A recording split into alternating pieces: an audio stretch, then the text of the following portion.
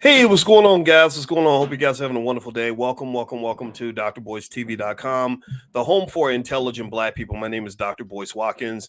I want to welcome everybody. It's so good to see you. Hey, William Phillips from Chicago, Alton Perkins from Chandler, Arizona. Shout out the city you're from. Let me know your city you're from. Also, let's do an audio check before we get started. Give me a yes if you can hear me. Let me know if you can hear me okay. And today on drboycetv.com, I'm going to talk about something Kamala Harris said about Black-owned businesses. Apparently, Kamala has announced that the Biden administration is going to support Black-owned businesses to the tune of $125 million. And I'm going to talk about that, not so much in a cynical way. I'm going to try not to be a jerk, but I'm going to be honest with you about what's going on with this and why this really doesn't cut the mustard and why this is really kind of suspicious. So take 1 second. Let me know you can hear me okay.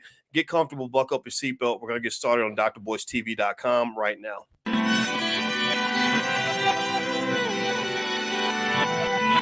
Here we are, clan the isms, cataclysm, great. Our people out here struggling, trying to make it in this state. Everybody out here doing it, but we the ones too late. Now family, we the ones who gotta delegate. Get that money in the power, never be fake. Stick to co-sign for 3. What did he say? Create jobs, support our own. Educate the same and buy back your home. Got 3 degrees, triple 10. 3 PhDs, now we on the CNN. DBTV, let's talk about negligence. Ignorance is bliss, but we can turn it to intelligence. Believe none of what you hear, half of what you see. Let's break it down here on Dr. Boyce TV. Here we are. Welcome to drboycetv.com, the home for intelligent Black people. My name is Dr. Boyce Watkins, and today I want to talk to you guys about Miss Kamala Harris. Kamala Harris made an announcement about Black-owned businesses that I had to sort of respond to, mainly because, to be honest with you, I wasn't super impressed, and also I'm seeing some shenanigans that bother me that I really think are worth sort of exploring and discovering. And first of all, I want to say hello to everybody. Sizzla Capleton says, I love this show. I love you too. Your mobile Cosmo Niche. Hello, family. Hello to you too. Karen from Gastonia, North Carolina. Coco Blessings. Good to see you. Jimmy Fogel from DC. Good to see you. Cameron Kelly out of Sacktown, Sacramento. A lot of really awesome Black people in Sacramento. You have a great activist community, by the way. I spoke in Sacramento maybe 3 or 4 years ago. I never forgot it because the people there were so welcoming and just good people. Clyde Lawrence, Armando Walls from Owensboro, Kentucky. I know Owensboro. I'm from Kentucky. Let's see, Dr. Vibe. How you doing, brother? Everybody follow the Dr. Vibe show. Let's see. I see Robert C. Ruby Rose from the UK. Okay. Well, let's see here. What is it? It's probably nighttime in the UK. I'm gonna guess maybe 8 or 9, maybe 9 or 10 o'clock, something like that. RC Sanchez from Philadelphia. Good to see you. All right, and just a reminder, don't forget this podcast is on Spotify. You can find it on Spotify. Just look for my name. And if you happen to want to fly into LA, I'm going to be speaking in Los Angeles on September 8th and 9th. And we're basically going to talk a lot about platform building, brand building, using AI to benefit your business, as well as content marketing, things like that. Stuff that I'm pretty good at. You know, we reach a lot of people with our podcasts and stuff like that.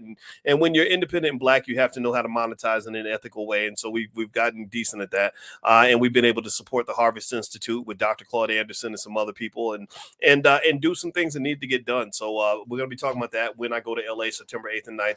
If you'd like to join us, just go to boycewatkins.com. You can get information there. All right, so let's hop into the conversation. So Kamala Harris, Miss Kamala Harris, who is, first of all, I want to ask y'all a question. I'm curious. There's always a debate about whether or not Kamala Harris is a Black woman. You know, a lot of people feel that Kamala Harris is the first Black vice president. But you know, she has mixed heritage, right? She's part Indian and part Jamaican. Do you consider Kamala Harris to be Black? I'm gonna put Kamala on the screen. I'm seriously asking all these questions. I'm curious to know. Give me a yes or no, or do you type Black or not Black or whatever you want to put? Do you consider Kamala Harris to be Black? Maybe I'm being a jerk by asking this question. It doesn't matter. If you didn't know I was a jerk by now, then now you know. Now you know. So looking at this image, do you consider Kamala Harris to be one of us, you know, as a Black woman, or do you think she's just, something else? Okay, so let's see here. Iron Will says no. Let's see. Clyde Lawrence, no. Bonafide Man says no. Jamar Lee, no. David Fan says half black. Okay. Jimmy Fogel, no. Armando says no. Okay, that's interesting. That's really data for me. That's interesting for me because I really didn't know how y'all felt. I really didn't know. I didn't know if you were gonna say, shut up, Boyce. She's a black woman. You hating, Boyce. Stop it. Because see, that's the thing. I don't try to make as many enemies as I end up making, but sometimes the truth just does that. Sometimes the truth doesn't give a damn about your feelings. Sometimes the truth just pisses people off, and I'm okay with that because I ain't trying to be nobody's friend. I'm trying to be friends with God. I'm trying to be friends with truth. I'm trying to be friends with honesty, right? I'm trying to be friends with freedom. That's what I got to be friends with. So really, but I'm still your friend, even if you disagree with me.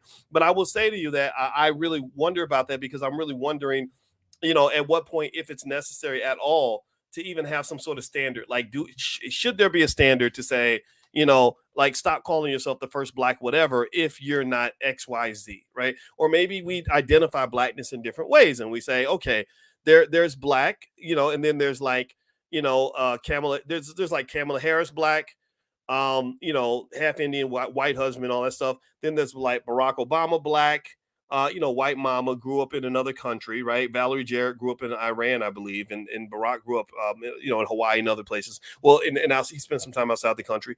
And then there's like Chicago black, Philadelphia black, LA black, like South Central black. Like I grew up as a black American, in a black environment. Doesn't have to be the hood, doesn't have to be in the hood. Not every black person grows up in the hood, so that should be clear. But something that just kind of says, like, what type of black are you? What is your black experience, right? And I'm not trying to say that there's such a thing as like you're not black enough. I don't think that that's right. I think it's unfair to really harshly judge people in that way. But I do think that there is, like Christopher says, Houston black. Like I got friends, from Houston. I just finished actually doing a one-on-one consultation with a nice lady out of Houston. Her name is Di Smith. She has a mompreneur podcast, and she reached out and I did a consultation with her. And there's a lot of good black people in Houston. My friend Willie D, who was in my wedding, Willie D from the Ghetto Boys. He's one of my buddies. He lives in Houston, and Houston black might not be quite the same as Barack Obama black. Do you get what I'm saying, right? So, or at the very least, we can say, give me a guess if we can at least agree on this. I would say that Houston black, on average, doesn't typically match Kamala Harris black, right? Which is why, in many cases, when somebody says, "Oh, here's a black person," right? They just pull a black person out their butt, and they're like, or somebody with brown skin, they're like, "Here's a black person. This is Buddy. Buddy's a black guy, and we're gonna make Buddy the governor of your state, or we're gonna make him vice president. We're gonna make him the head Negro in charge." And then they expect you to jump up and cheer. They're like, "Oh, Buddy. Oh, wow, we got one of us. He's one of," and they're like, "No, he's not one of us. He's not Houston black. He's a puppet." But no, but he's black. He looks like you, right? Right, Buddy? Yeah, of course, right? Right. But you look and you're like, that's not us, right? And that's how I feel when I look at some of the black politicians. I don't hate them. I don't dislike them. I promise you I don't like them. I don't dislike them. It's more like I see this. I see puppet. I see, Pinocchio. I see Biden's hand up your butt telling you what to say, and the things you're saying don't even make any sense, right? Like you're saying Black Lives Matter, right? And I'm like, no, they don't, because if Black Lives Matter, you'd be down in Chicago wondering why all the black kids are getting killed and everything else, right? Or you come out and you say that voting rights is the most important issue for black people, and for most black people, voting rights is not the number one issue. Like voter ID laws is not something most of me and most of my black friends talk about. When I get with my friends, whether they're Houston black, Philadelphia black, San Antonio black, Detroit black, right? like that sounds like a person. There's probably somebody out there named Detroit black, right? Probably some pimp named Detroit black. That sounds like a real name, right? New York black, LA black, Compton black. When I'm talking to people, Louisville black, when I'm talking to those people, we're not sitting around saying, dang, these dang voter ID laws.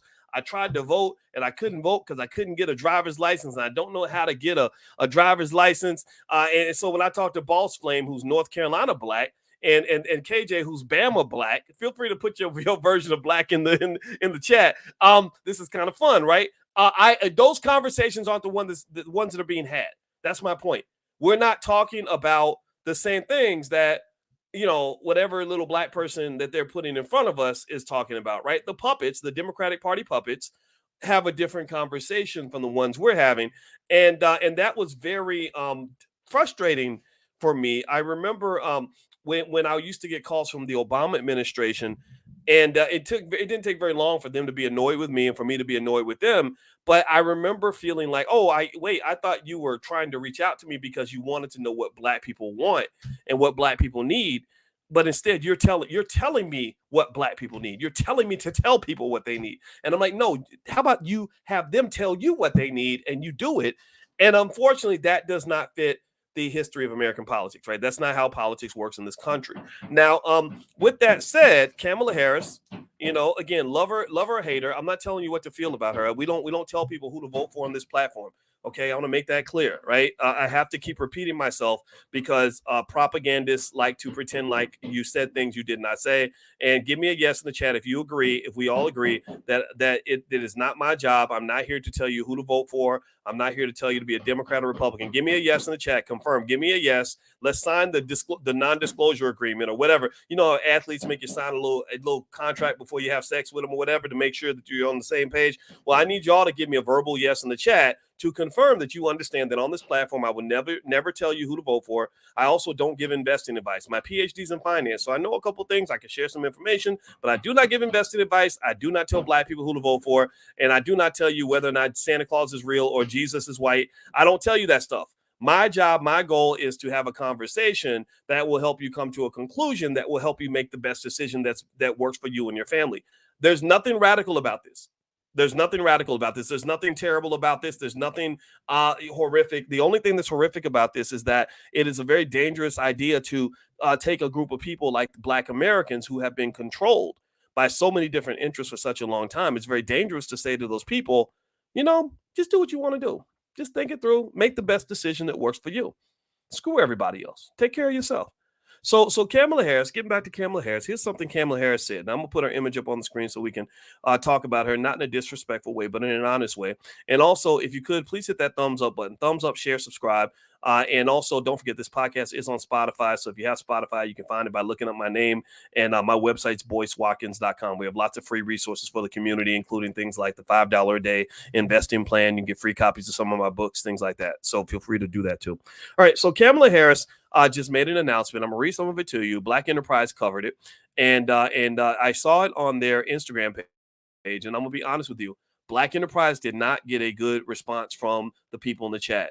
When they posted this, Black Enterprise got a lot of pushback, and I thought that was very interesting. This is a response that you wouldn't have seen 10 years ago. This is not what you would have seen 10 years ago. This is what you're seeing now. So it says here in Black Enterprise that Vice President Kamala Harris is making it her mission to even the playing field for Black entrepreneurs who historically suffer from underfunding and face difficulty accessing capital. Harris announced the Capital Readiness Program in 43 winning organizations, a mix of nonprofit and community-based organizations, private sector entities, and institutions of higher education located across the country who will act as incubators for BIPOC, BIPOC-owned businesses. I don't know what's a BIPOC. Does anybody know what's BIPOC? Has anybody ever heard of BIPOC? BIPOC? Like seriously, it's a real serious question. They're always making words up. They do this. So somebody tell me. I got it. Let's pause for a minute. I'm going to Google this. What is BIPOC? BIPOC, Black Indigenous People of Color. Okay, let's look up. Has anybody give me a yes or no if you've heard of the term BIPOC? I heard Tupac and even 3POC, but I've never heard of BIPOC. Anybody know? Is that like bisexual people, biracial people of color, Black, Indigenous, and people of color? Thank you, Dr. Bob. See. You learn something new every day. Is that new? Is that a new term? I've never heard of BIPOC. So let me read what BIPOC says, because y'all know me. I'm gonna be skeptical about this because I feel like they're watering down Blackness again. There they go, pouring more water in the Kool-Aid. they just water it down. You can't even taste the sugar no more. The language used to describe racial minorities has fueled controversy in the U.S. POC is widely used as an umbrella term for all people of color, but now a different acronym is suddenly gaining traction on the internet. This article is dated July 2nd, 2020. So, man, I'm telling you, the liberals, they love to make words up. I kid you not. I got liberal and conservative friends, but y'all, y'all liberal, my liberal friends, y'all be making words up. All right. So this word is 3 years old. And it says for Black indigenous people of color. People are using the term to acknowledge that not all people of color face equal levels of justice. They say BIPOC is significant in recognizing that Black and indigenous people are severely impacted by systemic racial justice injustices. Okay, so far I'm not having a problem with it, but let's keep reading. According to Google Trends, the use of the term began to spike in May, coinciding with the growing Black Lives Matter movement in the wake of the deaths of George Floyd, Breonna Taylor, and Ahmaud Arbery. Founders of the BIPOC Project used the term to highlight the unique relationship to whiteness that indigenous and Black African Americans have, which shapes the experiences and relationship to white supremacy for all people of color within the U.S. context. Let me say this. When you start saying people of color, there's a whole lot of colors in that crayon box. Do you understand what I'm saying? But when you start saying people of color, you're really, really widening the umbrella in a really extraordinary way. Almost in a way that could lead some of us to be very, very skeptical, because that's how your rights, your birthright as a descendant of slavery was taken away in the first place. So I'm gonna just tell you right now, this term BIPOC, it sounds, I've been a university professor for a long time. I've taught on a lot of different campuses, and I understand the university not just as a place of higher learning, but also as a place of some degree of socio-political indoctrination. It just is. It's just, that's what it is, right? You go to a campus, most campuses, you show up and you're not on the liberal Democratic Party bandwagon in terms of your ideology, then you're going to be ostracized in a certain way. That's a problem, because Malcolm X and others have warned you that the white liberal can be just as dangerous for Black people as the white conservative. This is all in Dr. Claude Anderson's books. If this confuses you, go to powernomics.com, read the man's books. He'll break it all down for you in books like Black Labor, White Wealth. So this term BIPOC, let me keep reading a little bit. So I'm going to give you the definition here. Tara Young, the director at UC Berkeley. See this? Remember I told you the university, the campuses, right? They form their own definition of what race and racism look like. It tends to show up in the George Floyd-ish Black Lives Matter package, the cross-sectionality package. Not that these ideas are bad or wrong. You can disagree or agree however you feel, but there are some Black people who say that's not my type of Black. Like, it's like if I live in Alabama, I might say, that looks like California Black, but that's not Alabama Black, right? Or I live in Houston, like, I'm Houston Black. That looks like maybe that looks like Boston Black or Philadelphia Black, right? So there's different types and styles of expressing your Blackness. Not all of them are harmful, but some of them lean on these so-called allies who don't really exist. A lot of it can lean on allegiances that are one directional, that are not bidirectional. They're not reciprocal. They're just sort of like, okay, we're going to use Black people, put them under our umbrella and ask for their support, but we're not going to give them our support. And you're going to see a lot of this really pop up in a very prominent way in the next year or so, because you already have a lot of drama that pops up during an election year, right? Like the pandemic was made extra dramatic because it was an election year. Well, just get ready for more shenanigans next year. Just get ready for more chaos next year. You're going to see something crazy is going to happen. There are going to be riots and seemingly grassroots protests all up in the streets. But there's always some big money benefactor kind of pushing a certain agenda, a certain initiative. The agendas are real. We just don't know exactly how they're structured. So effectively, this BIPOC term, so Tara Young, she's the director of UC Berkeley. She identifies as Black, Native American, Cherokee, and Creek, believes that the use of the term is a product of younger generations, but she appreciates its attempt to reflect both Black and indigenous cultures. Quote, with older generations, they're so pushed to choose one. You don't see a lot of people who are like, I'm Black, Native American, or Black indigenous in this case. It's trying to reflect both, which I think is actually nice. Okay, well, good for her. Good for Tara. Nothing against Tara.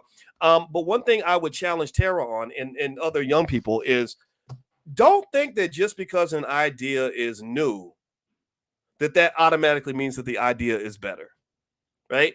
Do you get what I'm saying? Some people think that because something is new, that automatically makes it better.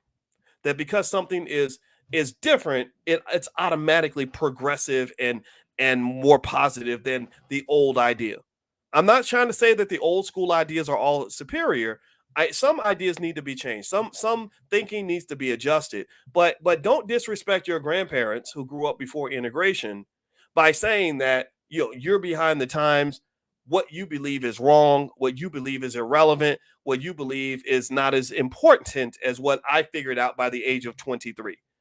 Your 73, 83-year-old grandfather might have a perspective that differs from yours, but he has a wisdom and a knowledge and an insight about racism that you have not yet formulated because you're still living in the Disney fantasy of equality and integration. Right? So you came home from UC Berkeley for the summer and you're talking to your grandma who grew up in Mississippi in the 1940s and 50s, and you're not getting what she's saying because you think that her concerns about racism and its many manifestations is old fashioned and irrelevant and inadequate. So you and your white boyfriend explain to her that she's old, that some of those ideas are gone, and that people today are different, and that young people are different. This happens in every generation. Every generation, the younger people say, this generation is different. We figured it out. We know things you don't know. And to some extent, some of that's true, right? Sometimes a lot of your best activism can come out of younger people. No question about that. But it is a false idea to think that because you left your grandparents' house and you went up to some big white university, that somehow when you come back, you're some sort of superior species who got educated on some other solar system. Right? You may actually have been infected. You may be coming back with a psychological and social virus that you're infecting others with. And when I say virus, I mean that in the sense that these may be ideas that are horrifically anti-Black. Let me give you an example. When I went to speak in Baltimore, the brothers were showing me around the city of Baltimore. And when I was there, they took me past a certain part of town that looked like it was abandoned, and it looked like some old, like there used to be a mall there. It's kind of an abandoned parking lot, abandoned building. And what they said was, there used to be a lot of Black-owned businesses over here. In the 1950s and 60s, there were a lot. This was a booming area. I said, really, what happened? And basically, the way the guy summarized it was, he said that the parents created the businesses, but the kids didn't want the businesses. They wanted to go to college and get corporate jobs. So rather than creating and sustaining the family business, they said, we're going to go across town and work for white people because that's where the fast money's at. That's where my brand of liberation happens to live. That's where my life is actually better than yours because now I get to hang with the white folks and you don't. And so effectively what then happened is that part of the community deteriorated because all the kids that went off to go to college were all making money for somebody else, right? They weren't bringing that wealth home. They were putting that wealth in other communities because when you're working for other people, you're effectively making money for the boss. That's just a fact. I'm a finance professor. I can explain to you how this works in 1,000 different ways. So what I would say to you is that overall, this term BIPOC, it kind of worries me a little bit. Because one of the things you're doing is something that's been done 10 million times to Black people, is that you are widening the umbrella so much and you're diluting the Kool-Aid so much that the Kool-Aid has effectively lost its flavor. You have taken a scenario where we have a serious problem that requires very, very specific, very exclusive, very detailed, very focused surgery, and you simply broadened it so much that you're literally using an aspirin on somebody that needs some sort of significant sophisticated neurosurgery, right? But instead you're saying just take this aspirin and it'll make your brain tumor go away. The Black community has a lot of deep-seated, very specific wounds that were drilled into us through systematic efforts of white supremacy, changing certain laws, passing up our wealth, taking our wealth away from us, harming us and destroying us in specific ways, very specific ways. And to remedy that, you're going to need a very specific solution, right? So when you start calling us BIPOCs and 2POCs and 3POCs and whatever other ambiguous terms people are starting to use, what you're doing is you're taking a specific attack on a certain group of people that has happened over several hundred years, and you're acting like it happened to everybody, right? So these alliances typically get formed on college campuses where suddenly people are starting to say that gay is the new Black. Gay is not the new Black, because I've never ever wanted to sleep with a dude. I don't have any problem with anybody that wants to sleep with a dude. If that's your thing, then I hope that the sex is good. But in my space, that's not my experience. That's not my reality. And that is a completely different issue that needs to be separated from what we've gone through as descendants of slaves. So that when we show up and collect our check, I'm not sitting next to a guy who didn't have the same experience as me. I understand you need that money. You got to buy your makeup and perfume or whatever you got to get. I'm being silly, but you get the point. I get that. Go collect your own check. Go get your own money. Right. This is my birthright, not yours. And so politically speaking, I think that as Black people, what effectively happens is that because we're taught to live in this type of fear, this constant fear that the Republicans are all the Proud Boys are going to show up on your doorstep and kill you. Right. This is fear that's implanted in you.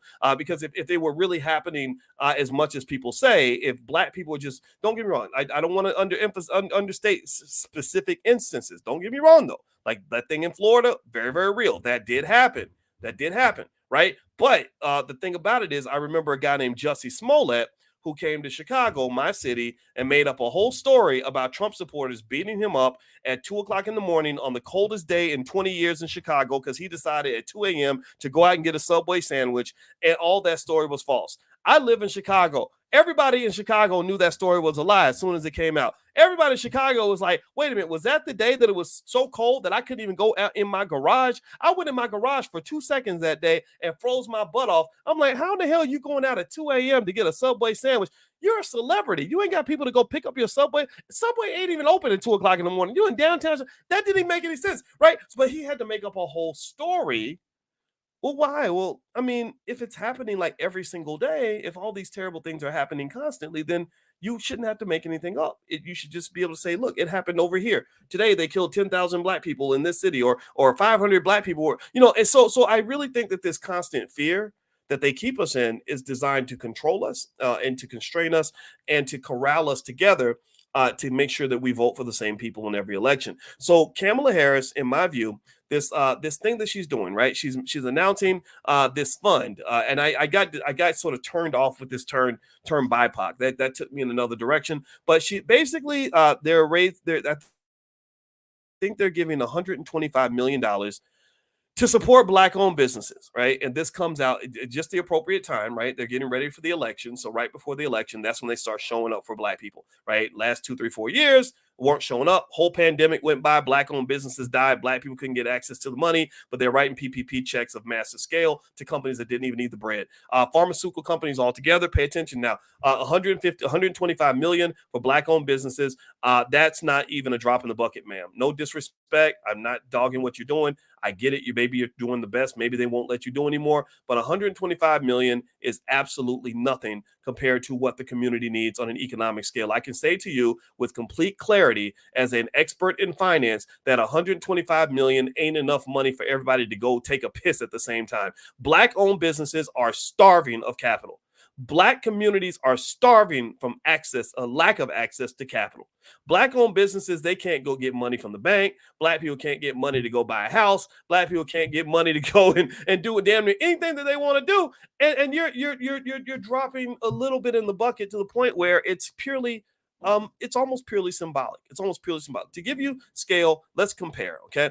And before I do that, if you could do me a favor, please hit the thumbs up button, thumbs up, share, subscribe. My name is Dr. Boyce Watkins. You're watching drboycetv.com, the home for intelligent Black people. I want to remind everybody that if you're looking for real solutions for the community, we've gathered scholars and thinkers and leaders from all backgrounds to come to the All Black National Convention. The All Black National Convention happens October 20th through the 22nd in Atlanta, and it's a gathering of over 40 experts in the Black community, and our number one goal is to solve problems for our people. We're independently funded. This is not Black leadership brought to you by McDonald's. This is not Black leadership brought to you by the Democratic Party or the Republican Party. This is Black people representing Black people. We've been able to do this all over the world. That's a picture of us in London. That shows you how many people. You got some down-ass Black people in the UK. Shout out to the Black people in the UK. They are bliggity Black. So when you talk about Chicago Black, Detroit Black, New York Black, Philadelphia Black, I need you to also throw in that category London Black and England Black, because you got some real serious Black people over in England, and I want to acknowledge those individuals because I don't think we acknowledge them enough.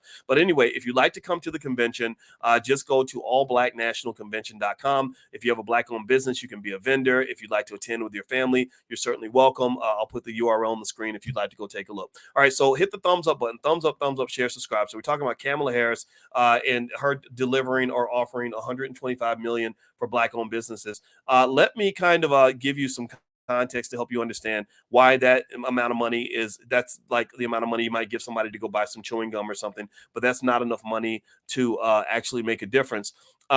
During the pandemic, I don't know if you guys know this, but companies like Pfizer and Merck and Johnson and Johnson were making insane and extraordinary amounts of money. I want to say each of them, the big three or four, made at least 20 or 30 billion dollars each. 20 30 billion dollars from basically what amounted to a government grant. The government came in and mandated that the entire population take their product, right? So imagine if they did that with a black owned business or two or three or 10 and mandated, forced 300 million people or more to buy that product. Like, how crazy would that be? Think about how much money you'd make. Imagine some of y'all got businesses. How many of y'all have a black owned business?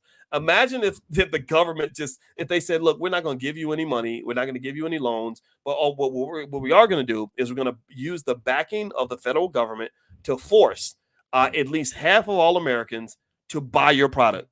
You'd be a billionaire overnight. Even if your product costs a couple of dollars, you'd be a billionaire overnight. So that's effectively what happened. So pharmaceutical companies made at least 100 billion, 90 to 100 billion. That's a number you might find online. Really, I think the number is closer to 200 billion if you add in all the extras and all the what's derivative products that came out of the pandemic that are still being sold right now. Okay, I'm a shareholder in these companies, and and that's what I see when they're doing their earnings calls. They say, "Man, that pandemic, we made so much money during the pandemic. Now we're looking for our next hit product because nothing sells as well as the jab because everybody was forced to take it. The only thing better than a product that people are addicted to, like opioids and stuff like that, the only thing better than a product that people are addicted to is a product that everyone has to buy. Right? That's beyond an addiction. That's like forced consumption. So effectively, this is the kind of money that ends up going into the hands of other communities. So I want you to compare 100, 200 billion dollars to 150 million for the entire black community.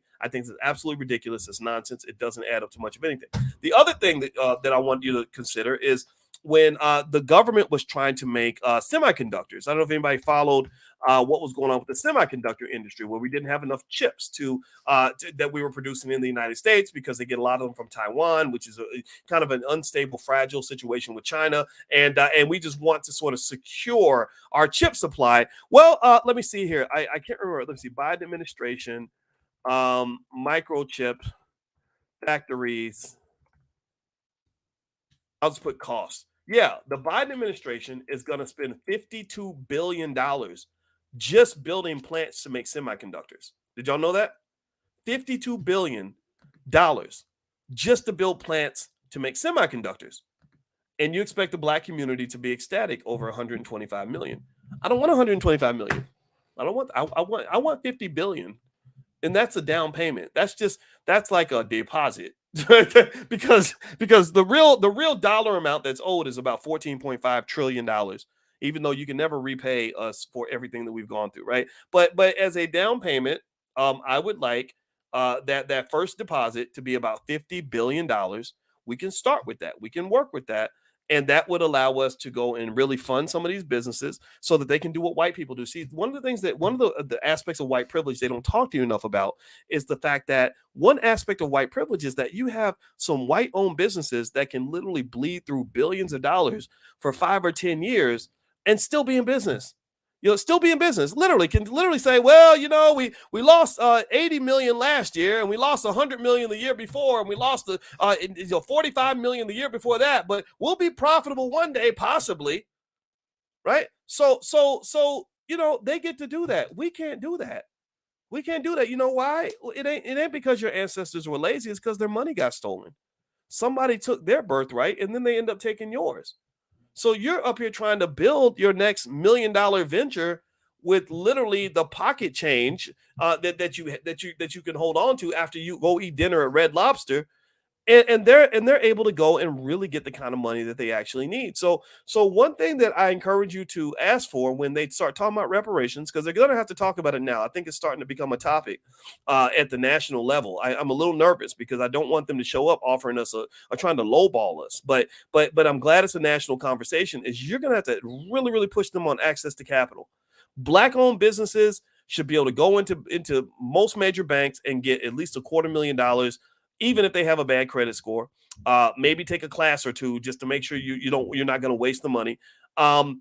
Black people should be able to get interest-free home loans of $500,000. That might be another good start, right?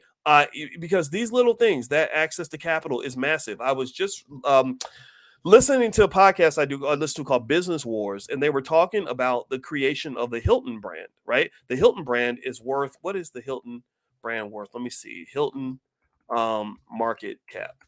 The market cap of Hilton is now about $39 billion. $39 billion. You know how Hilton got started? Well, one of the descendants of the Hilton brand, I want to say it's either Hilton or Marriott. I might have the names wrong, but I think it's Hilton. 100 years ago, he went out west and he bought a hotel, and he barely bought it. He didn't have hardly any money. And then he wanted to buy a bigger hotel, but he had to raise $1 million to do it. You know how he got the million? A bank loaned him the money. He was able to borrow $1 million, and that's what led to the almost $40 billion Hilton brand. If no one had been willing to offer him that money, then there would be no Hilton. And also, I want you to think about your own grandfather or your own grandmother. They also tried to do the similar things. White people weren't the only ones who wanted to own hotels 100 years ago. White people weren't the only people who had dreams of creating empires for their kids. White people were not the only ones who wanted to build multi-billion-dollar companies. Is that what you think? Like, do you think that your ancestors, like, do you really have such little respect for the people who gave birth to you that you really believe they sat around for 80 years twiddling their thumbs with no goals, no dreams, or that you're the first generation of smart black people to ever live? That you're the first group ever to be smart enough to actually think beyond what you were born with. You don't think they had dreams too? You don't think they had dreams too? When I got hired at Syracuse University and I was on the faculty, and I was the first black person. I don't think at that point, I think they'd hired a black person before, but I don't think they'd ever given a promotion to a black man before. And I remember saying to them, I said, I know you want to pretend like I'm the first qualified black person to ever apply for this job, but that's not true. I know for a fact I can feel all the other qualified people that tried to get this job. And the only reason you hired me is because they made you do it. They made you do it. If they hadn't made you do it, you wouldn't have done it. Right. So I really want you to really process this and just understand the level of sacrifice that was made before you got here. And imagine you sacrifice your whole life to try to build and leave something to your kids, and you either can't build it or you build it and someone else steals it or destroys it. That's got to be devastating. That's got to be a horrible feeling. They died with broken hearts. So really, in my view, when I'm thinking about things like reparations, and I'm thinking about the political battles that are to come, believe me, they're coming. I'm really committed to fighting for those people that are not here anymore. I really want to say, you know what? We're not going to forget you. We're going to read the extra books, and I appreciate. I'm actually reading an excerpt from Dr. Claude Anderson's book, The Black History Reader, so you'll kind of understand. And it actually links back to Kamala Harris. That's why I want to read this particular excerpt.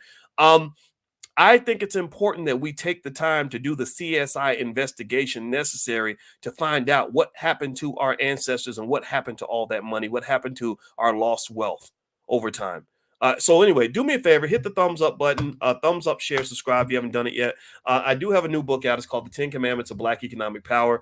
You can get a copy at either BoyceWatkins.com or you can go to drboycebooks.com. Use the discount code book club and you can get 30% off anything in the bookstore. Also, we have financial flashcards for children, all kinds of stuff at the bookstore. So feel free to go take a look at that. Also, if you go to BoyceWatkins.com, you can get profit alerts. I'll text you stocks that I like once a week, as well as our $5 a day investing plan, in addition to a list of AI stocks that I like and a few other things. So you can go to BoyceWatkins.com, lots of free stuff there, or you can also text the word stock to 31996. Text stock to 31996. I'll put that on the screen. And also for those of you that are listening on Spotify, same thing. And then you can find me on Spotify by looking up my name. All right, so let me read some of this to you. I'm reading from Dr. Claude Anderson's book, The Black History Reader. You can get a copy of this book at powernomics.com. All right, so in The Black History Reader, Dr. Anderson is talking about politicians and how politicians, black or pseudo-black politicians, end up being sort of told that the condition of their being elected is that they don't do anything for black people. So here's what Dr. Anderson says. He says here on page 141 of the Black History Reader, he says, with the legal controls of slavery gone, conservatives instituted numerous formal and informal codes of behavior to protect the group-based interests of whites in maintaining the racial status quo. Conservatives established political codes of conduct, many unwritten, that they imposed on blacks seeking to be elected or appointed to public office. Some states did formalize their political codes of conduct into laws. Whether written or unwritten, those codes have stood as sacred understandings between blacks and whites for centuries and endure until the present time, especially in southern states. These codes plainly told blacks the political behaviors from them that whites would consider inappropriate or unacceptable. So he's talking about things that black politicians simply cannot do if they want to keep their job. The three primary elements of the code of conduct ground rules for blacks seeking public office were: one, blacks in high public office could not use their position to publicly encourage, support, or direct causes to alter black economic conditions. And I challenge you to consider that this is true. Well, where's the evidence? I want to ask you, give me a yes or no. Have black economic conditions improved in the last 20 years? I mean, you've been voting like crazy. You go to vote, you make sure you show up to the polls after every election. You do exactly what your pastor tells you to do because somebody paid them money to tell you to do it. Has the economic condition of the black community evolved? Or do you think it's remained relatively flat, or do you think it's actually gotten worse? What do you all think? So the first code of conduct, he says, is that the goal of black politicians is to keep black people in the same space economically. That's why they're going to focus more on the symbolism than they'll focus on the direct economics. And when I talk about the reason I said direct economics is because you cannot simply get distracted by the indirect economics. The indirect economics says, we're going to put more money into these schools that are already being run by white people so we can educate more of your kids. Indirect economics says we're going to give more money to ourselves so we can create more jobs and hire you so you can come and work for us and make money for us. That's indirect economics. Direct economics is allowing black-owned businesses to get the kind of money that they need to build the kind of economic infrastructure that is required for black people to be able to create the institutions where we can hire ourselves, right? Direct economics means that if I, like an example would be, if I raised $1 billion and said, let's build, 100 black-owned schools that are run by black people all throughout this country. If you gave me $1 billion in funding, I could do that tomorrow. I could do that in my sleep. It would be easy to transform completely the black economic condition with just $1 billion. If I had $1 billion with what I know and what my friends know that I could then hire to form a committee to allocate and deploy the money, we literally overnight, you would see things change just like that, right? So black people, it's interesting because black people aren't asking for much. Right? Your best black thinkers don't really need as much money as they already give white people. They don't need that. They just want some drop in the bucket. They just want their cut, just a little tiny fraction of that money, and they can do amazing things with that. You have black people that have built businesses that hire dozens of black people where they literally funded the entire business themselves. You go to Silicon Valley and you look at how much money they have to raise to even run a basic, boring business that's barely profitable. I kid you not. I know this. I know startups, the startup space. My brother's in that space. And there's some brilliant black startups out here. And I hope they get the money that they deserve. I really do. But I'm telling you, like, it's amazing to me. I'll be like, wait a minute. Like they'll show me something and they'll say they raised $200 million in their third round. I'll be like, but they're not making any money. This is a terrible company. You don't even know if this is going to work. They got how many millions of dollars? Right. And so basically you're operating in two different worlds. So it's much easier to build infrastructure when you have a capital base. They've been denying you your capital base because of what I call racial paternalism. They don't really, in the core of their soul, in my view, believe that black people are capable of managing resources the same way we would be if we were white. That's what I really believe. I believe that they think black people need babysitters. They think that we need managers. They think that we need somebody to tell us what to do. And I'm just here to tell you that I don't need nobody telling me what to do. I know. And let me tell you, how about this? I should be telling you what to do. Anyway, let me keep going. Let me stop. All right. So let's see here. He says, so number one, blacks in high public office could not use their position to publicly encourage, support, or direct causes that alter the black economic condition. Two, blacks in high public office could not encourage black people to act as a unified group. So no unity. Any unity is bad. All right, that's why the goal is to create disunity. And three, blacks in high public office could not advocate holding whites accountable for slavery or ill treatment. So you speak up to massa, then your black butt is going to be out of office. You're going to be gone, right? So your ability, liberal or conservative, to really tell the truth about racism And to talk about the fact that it wasn't just the Republicans. Republicans don't have a monopoly on racism. We know about the racism from the Republican Party. What about the racism from the Democratic Party? We know about the things that that Donald Trump has done for 30, 40 years. What about the things Joe Biden has done? It really, I look at Biden, I look at Trump, I see two old guys. I mean, it's crazy. If one of those guys slips and falls in the shower, the entire balance of global political power suddenly shifts. That's kind of a scary thing, right? One guy's a big, fat, overweight guy who's in jail. The other one is a guy who can't even remember his kids' names. I don't know what to think of any of that. I don't even understand why anybody thinks this makes sense. It doesn't. It makes no sense at all. But still, though, if you're talking about picking the better racist, what kind of terrible situation does that put you in? Where you have two people to choose from and you don't like either one of them, and they both have extensive histories of very problematic behavior. And for some reason, they're asking you to pick one guy and make him into your friend. I think that's incredibly insulting, and it's very, very difficult to watch. I think it's something that people should speak about, but then it's up to you to decide how you feel. All right, the particulars of the Southern Behavior Codes and what whites expected of blacks were conveyed through person-to-person contacts, written media, and by public proclamation of legal and extra-legal organizations like the KKK and the White Citizens Council. When Reconstruction ended in the mid-1870s, the radical Republicans abandoned blacks and withdrew back to the North. The unofficial code of conduct for blacks in elected politics is visible today in the behavior of black politicians who try to take race out of race matters to try to avoid involvement in the topic altogether. This behavior management tool imposed on blacks has been in place for 150 years, but does not apply to other racial, ethnic, religious, or gender groups of people. It applies only to blacks. It is inconceivable that white, Asian, Native American, or Jewish officials would be instructed to avoid taking public positions on issues of importance to their specific group. So one thing I'll say, though, in fairness to Kamala Harris, though, is that Kamala Harris isn't a person that won't talk about race. I don't think it would be fair to say that, right? And by the way, this book is at powernomics.com. I encourage everybody to support Dr. Anderson. She's talked about race.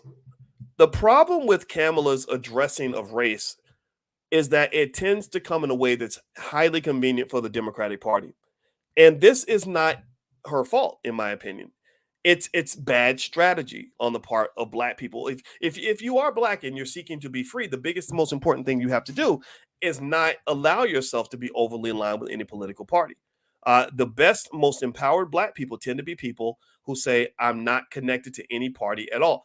When I first talked to Ice Cube, when Ice Cube called me because he was ready to challenge the Democrat Republican parties, the first speech he gave me on the phone that I really appreciated was he said, I'm not here to be a Democrat. I'm not here to be a Republican. I'm not here representing any clique, any group, any gang, none of that. He said, I'm representing the black community, period.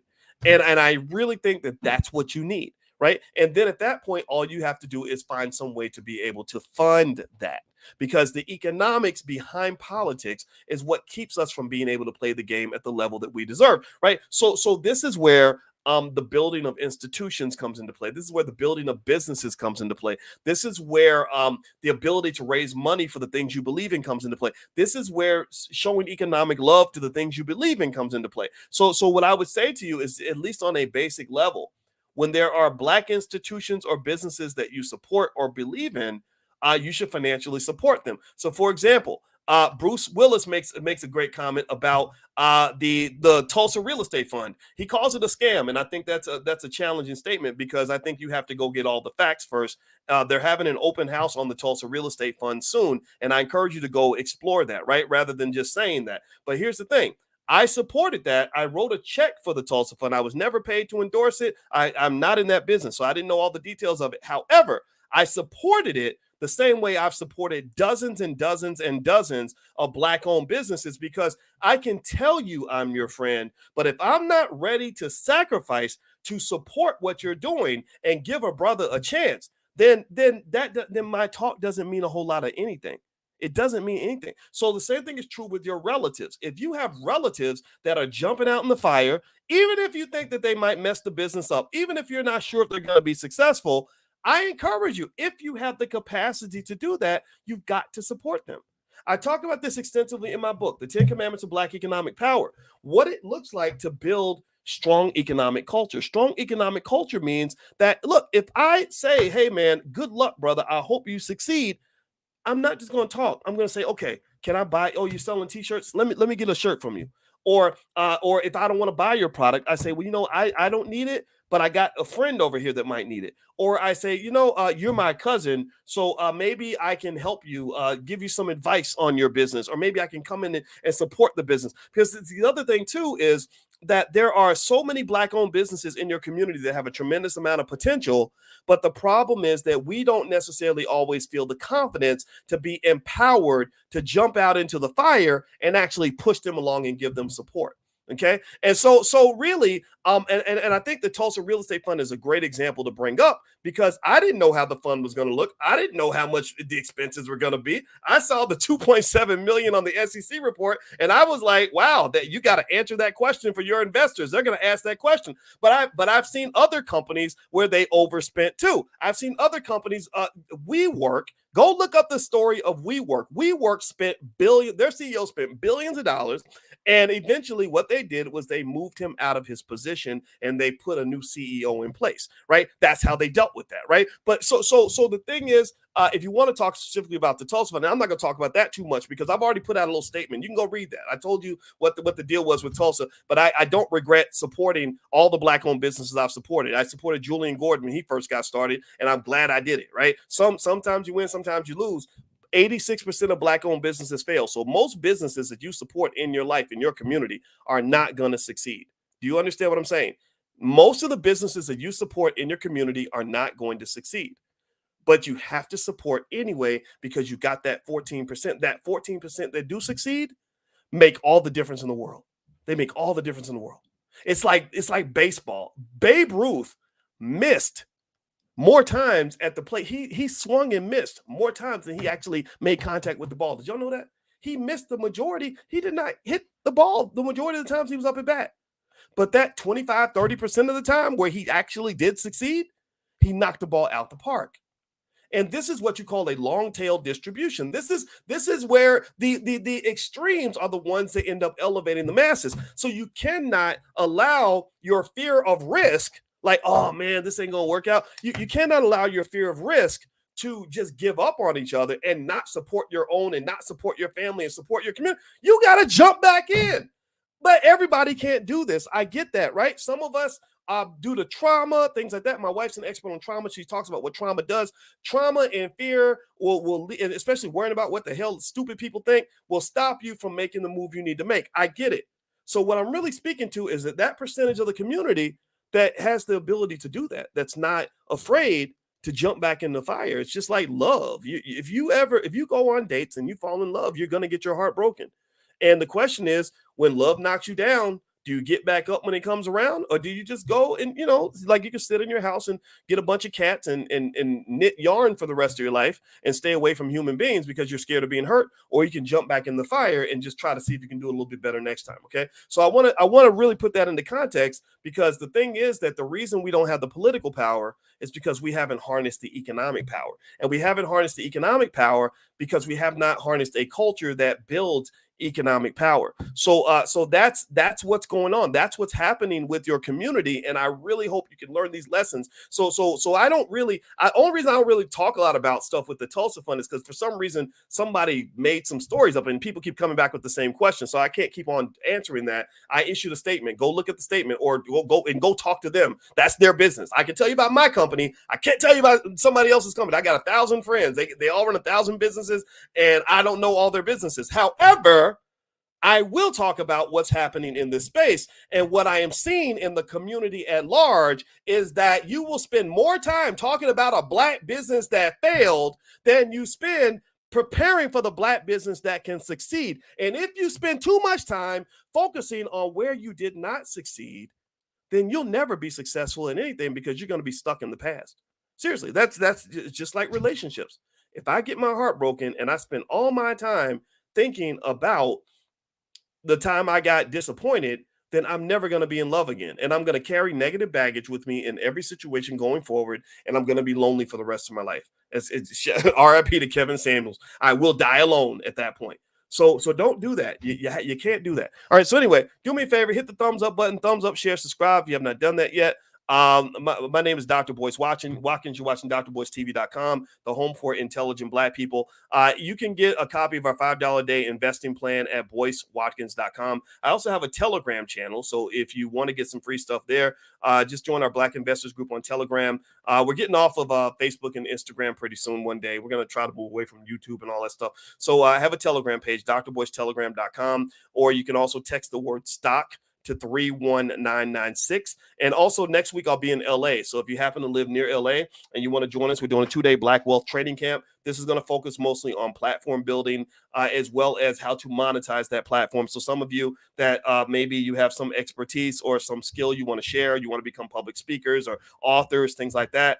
That's what that's about. I'm doing that because I'm going to LA where the writer's strike is happening. There's a lot of talented people in Los Angeles who need outlets for their talent. And I want to show them how I did it, right? I'm a professor. I know a lot of stuff and I wanted to share it. It's hard to get funding when you are a pro-Black finance professor. As a finance professor, it's easy. You know, I sent many students to Wall Street when I was at Syracuse. But when you're a pro-Black finance professor, that kind of makes people nervous because they don't really know what to do with you. So I didn't get a lot of support, but I figured out how to build my own platform and I can explain all that to you. That's what we're going to cover in LA. I'm only going to do this once, but that's what we're going to do. So if you want to learn more, just go to boycewatkins.com. And also the All Black National Convention happens in Atlanta, October 20th. So you can go to allblacknationalconvention.com to learn more about that. All right. So what I'm going to do before we head out of here is summarize, and then I'll answer a few of your questions if you have any questions. If you have good questions, you know, like please don't ask the same question about that real estate fund. That's not my fund. That's not my business. 15,000 people invested in that fund. So I want to make that clear. A lot of people invested. I wasn't the only one. For some reason, people think I'm the number one investor. I wasn't the number one investor. I invested $10,000 in the fund, and then a lot of people invested in that thing. So go talk to the other 14,999. Don't just talk to me. I don't really know about another man's business. So I keep making that point. Sometimes people just don't get it. But if somebody asks that question, please answer the question for them in the chat. Like Boyce already answered this. He issued a statement. Go take a look at that. All right. So anyway, let me look and see. So to summarize, here's the deal with Kamala Harris. Here's what I asked Kamala. I would ask Kamala to do. Just understand that the Black voting base has gotten a little more intelligent and a little more sophisticated. I know that there's at least one segment of the Black community that's listened to people like me and people like Dr. Claude Anderson. And the things that might have worked 12 years ago are just not going to work today. You can't really impress Black people with peanuts anymore. I think that there are millions of Black people, not everybody. Some people, you can just tell them what to do and they'll do it. But there are some people who say, I think I want something a little bit better. I think I want a quid pro quo. I want you to do something for me in order for me to do something for you. And those are the people that I think are going to really, really put pressure on you. I know that it's making some sort of a difference because I've heard the Democrats kind of complain a little bit about Black people being a little more difficult, maybe not voting the way we're told. But the thing about it is that we're not children. We're not supposed to do what we're told. We have to defend our community. If you don't take care of your community, then who will? If you don't show up for yourself, then who will? You know, if you're not taking care of your kids, then who's going to do it for you? You know, so I think that by negotiating for a better deal, that makes perfect sense. There's nothing wrong with that. Atlanta's Black Wall Street says I'm voting for Cornel West. I don't care if he won't win. Yeah, I'm gonna tell you, Cornel West is a good guy. I've known him for many, many years, and I like him a lot. He's genuinely a good human being, and I like good people. I just do. And so would I vote for Cornel West? I don't know. Sure. I mean, he's my friend, and I like him, and I think he's better than the other guys. So why not? And so I don't think he'll ever be president, but he needs to be an advisor to the president because he has a type of morality that needs to be implemented in a society that's become too money hungry and a little bit too greedy. So anyway, I'm gonna read some more of your comments. Let's see. Kamala Harris has already made it clear she doesn't consider herself Black unless it's convenient. Yeah, she does. She's a little bit of a chameleon. And also, I don't think you can. What I don't like, and I wish the Democrats would not do this anymore, is I don't like when they sort of try to take over the pro-Black moniker to sort of mean that that being a Democrat and being pro-Black means that you can't be a Republican and be pro-Black. I don't like that at all.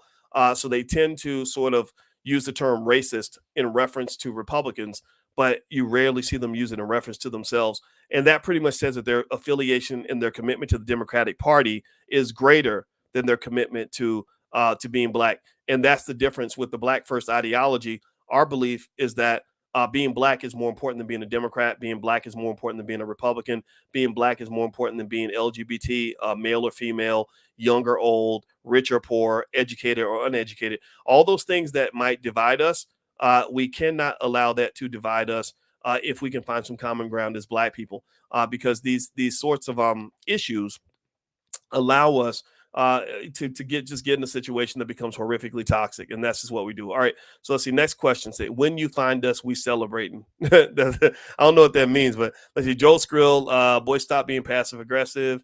I like you, but you got to stop that. No, I'm not passive aggressive. I'm aggressive aggressive. Yeah, I really will fight you. That's my trauma talking. I was raised as a fighter. I had to fight bullies. So so that's what you see sometimes. You see me. I'm definitely a fighter, so that's not passive aggressive. That's me actually.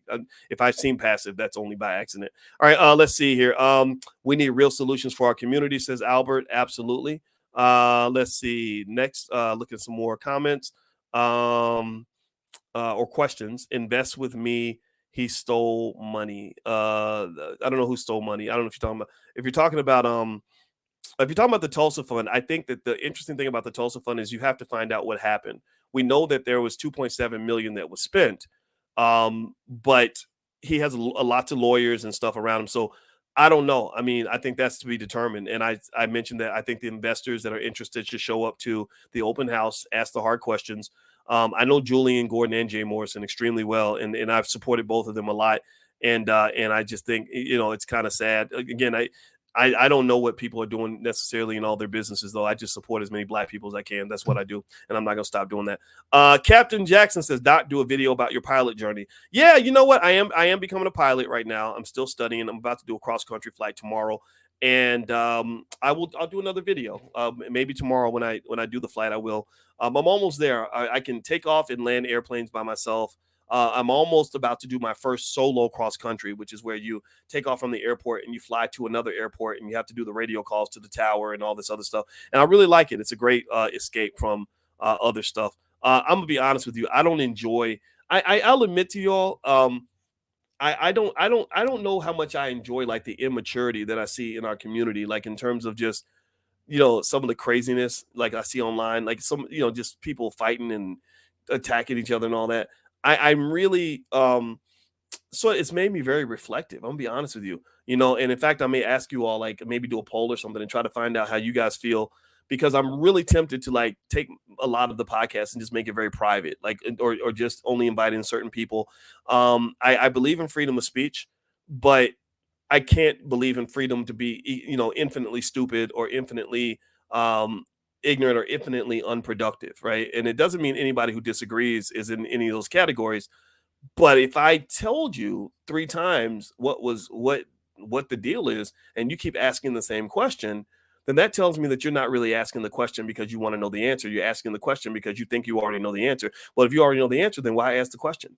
Just think what you think and walk away, right? So I personally will say to you that although I enjoy the internet journey, I enjoy getting to know all of you, and I'm very happy to engage you to a certain level. I probably will get to the point where I'm just going to say, look, if you don't like it here, like you should just definitely go, because there's so many of you that are doing amazing things. And my job is to make sure that you get everything that you need in terms of building what you're seeking to build for your community. I don't really want to sit and talk about gossipy crap and stuff like that all day. That's not fun. That's not that much fun for me. I enjoy watching black people win. So when we're fighting, I don't think we're winning, to be honest with you. But if you want to fight, go fight somebody. There's somebody that will always fight you. In the black community, there's always somebody that will fight you. Believe me. All right, Dr. Vibe. Everybody follow the Dr. Vibe show. See, Dr. Vibe's, that's my man. I don't know the brother, but I want to see your show grow. What advice would you give to blacks outside of America when looking to the state of Black America? What advice would I give to blacks? I think that what I've noticed, Dr. Vibe, is that there are unifying challenges and principles, some kind of that connect us all around the world. When I go to other places, I notice that a lot of black folks have the same frustration that we have in America. And I think that Americans, we're a little bit selfish in that we tend to focus on ourselves and we don't really recognize that a lot of the issues that we're experiencing are happening everywhere. White supremacy is global. Racism is kind of a global thing. And I think that by understanding racism around the world, it helps you better understand what's happening to you right in America. Like, for example, the reason that the BRICS countries all got together and formed their economic coalition is pretty much because of racism. The G7 countries, let me see, what are the G7 nations? Let me just see if I got this right. Let me see. What are the G7 countries? I'm trying to remember the list. The G7 countries include Canada, France, Germany, Italy, Japan, and the United Kingdom. So that's basically, imagine them all them sitting in a bar. It's a bunch of white guys and one Asian dude, right? That's what it is. That's what it is, right? So basically, the G7 has pretty much concluded that they should control the world because I guess white people feel like that's what they're supposed to do. And the BRICS nations are saying, no, there's a whole lot of people out here that deserve to have power too, that deserve to have opportunity just like you, that deserve to have peace and freedom and prosperity and everything else. And they're creating the framework for that. And I have a tremendous respect and admiration for what they're doing. But I'm going to say to you that BRICS, to some extent, is simply an outpost of a challenge to white supremacist ideology. That's what it is, because white supremacy ends up manifesting itself through economics. So America is a country that feels like it should run the world. And so they take the money that they have and they use that money to pursue political objectives. And so the United States has actually put economic sanctions on 1/3 of the entire earth. Like, we're the only country on the planet that can say we put economic sanctions on 1/3 of the countries on the entire planet. That's absolutely insane. That's when you really think, I used that word earlier, paternalism. Paternalism. That's when you think somebody else is a child, right? So you really think that the rest of the world is your child. You really feel as corrupt and as evil as you are. You really believe that you have a moral high ground on everybody else. I think that's absolutely crazy. That some of the most evil people on the planet really think they have a moral high ground on the planet, on the earth. I think that's insane to me. All right, so let's see here. What do you think? Somebody said, what do you think about dual citizenship? Are there any places you would recommend? I don't have dual citizenship anywhere, but I'm thinking like I think Ghana offers it, in Kenya. So maybe those might be good places to start. Let's see. Next question. Sharita, Christian, we must salute Dr. Watkins, Tariq, Riza, and ADOS, and every other group on code. If you're not on code, you can't represent us. That's right, girl. I have nothing to say to that except right on. Let's see. Robert Estridge, do you admire anyone from another race or just black? There are white people that you can learn from. I think you can, not even just white people, Asian people. I think you should learn from anybody who can share something with you that will help you to achieve your goal. My favorite book to recommend to Black business school students is An Empire of Their Own: How the Jews Invented Hollywood. That is an extraordinarily good book because it explains in detail, it demystifies Hollywood. Instead of seeing Hollywood as this big, powerful entity, you see it as like this raggedy little, piece of crap that was pulled together by a bunch of struggling people that were trying to find a place in a country that did not want them. And you see the struggle that they had, the fights they had. They had big fights. Like, you think that the fight with, for example, with the Tulsa real estate plan, you think that's a big fight? No, they had billion-dollar battles. They had epic, ugly, chaotic situations happen. And they found some way to keep building in the middle of that. And now that's where you have modern day Hollywood. This has happened over 100 years. But when you read the first few paragraphs of that book, I read it to you all actually during one of the podcasts. It's fascinating. They literally go down the list of all of these Eastern European Jews who were discriminated against, born in poverty, struggling, trying to make $1 out of 15 cents.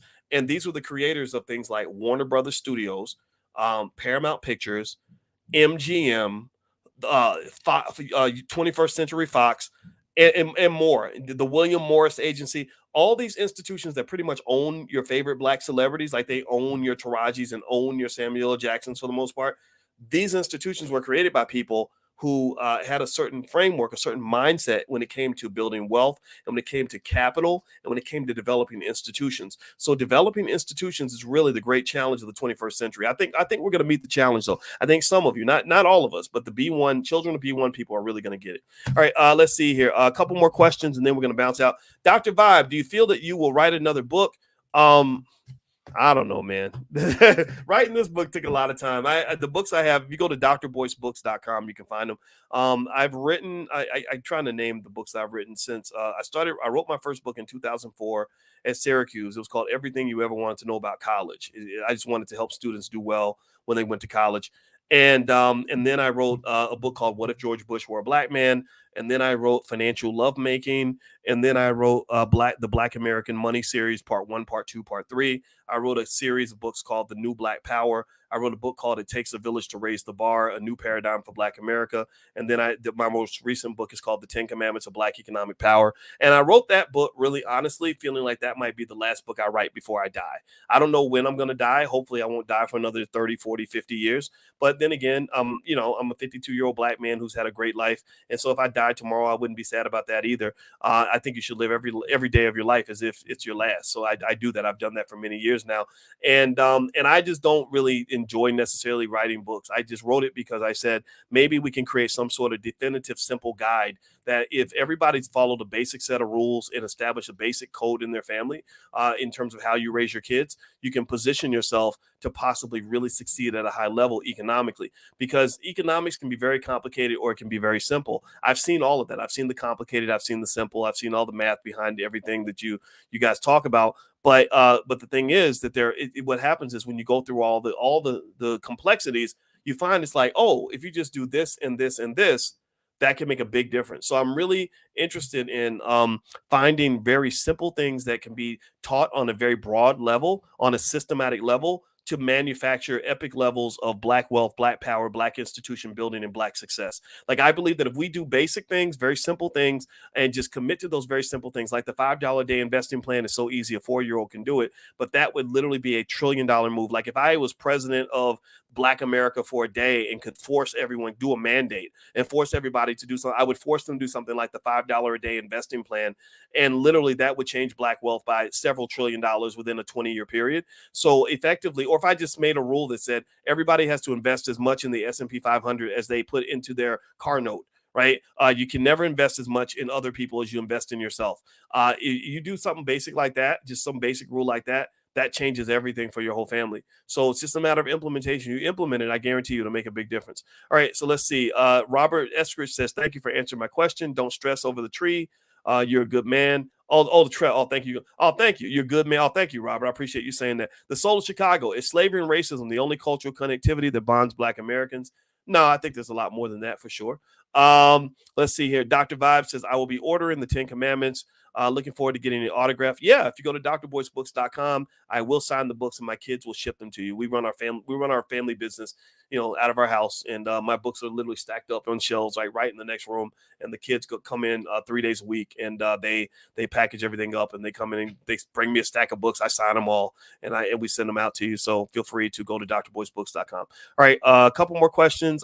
Let's see here. Willie says, don't misunderstand. We would have to develop at least 100 to 500 year plan to do so. I didn't see the first part of your question, Willie, but I do agree. There's nothing wrong with like 100, 200, and 300 year plans.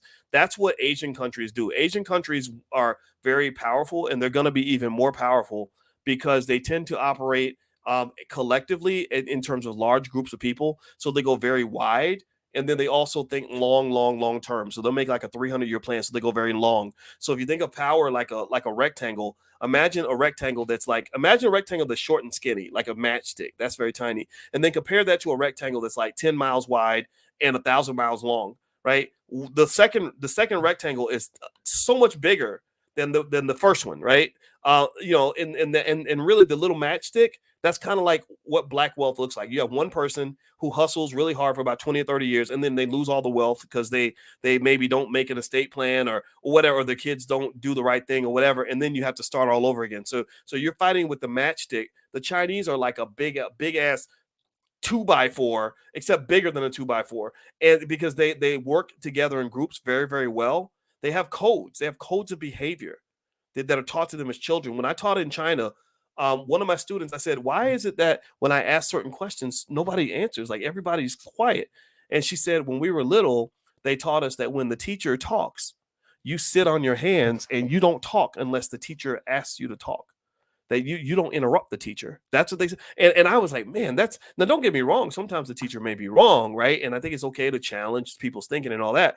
But think about this, though. I can tell you that it was much more fun teaching my Chinese students because they would listen.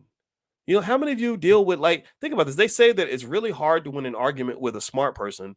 It's impossible to win an argument with an ignorant person. It's impossible to win an argument when a person's ignorant. When a person doesn't know anything and they want to argue, and there are people that don't know anything, never took a finance class, ain't got a nickel in their pocket, but they'll argue with me all day about the thing that I've studied for 30 years.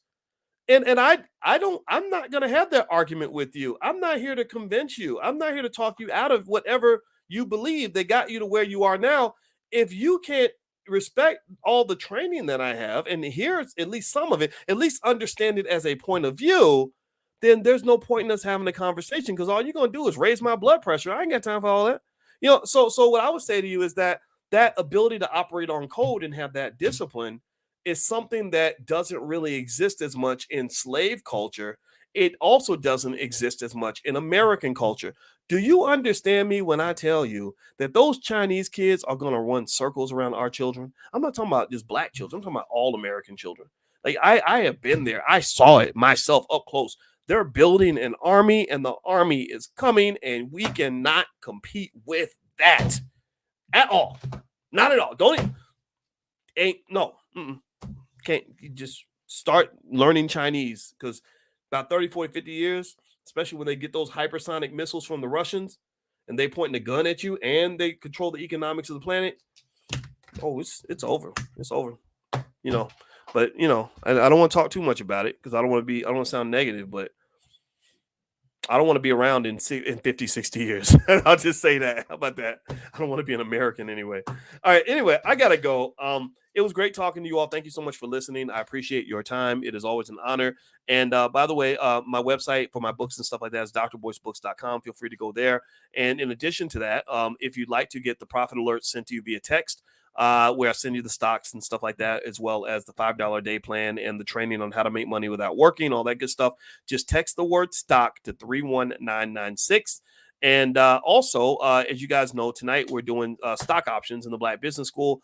I do have a masterclass that is the content. It was a whole weekend we did on stock options. So if you'd like to go take a look at that, you can get access at a discount. Just go to stockoptionsmasterclass.com. So we saved everything in case you want to go through what we went through in the stock options weekend. This one we're about to finish up this week, so it's too late to join that one, but there is a recording there. So feel free to go take a look at that. And also don't forget that I'll be in Los Angeles this week, September 8th and 9th. And if you go to boycewatkins.com, the information's there. I hope you guys have a wonderful day. God bless you. Thank you so much for listening. It is always real. And Kamala Harris, if I offended you, just wait until election season. You're really gonna be mad at me, but I don't hate you. I just need you to do the right thing, because I don't hate anybody. I just have love, and love is all you need. All right, so have a good day, everybody. God bless you. I'll see you soon. Peace.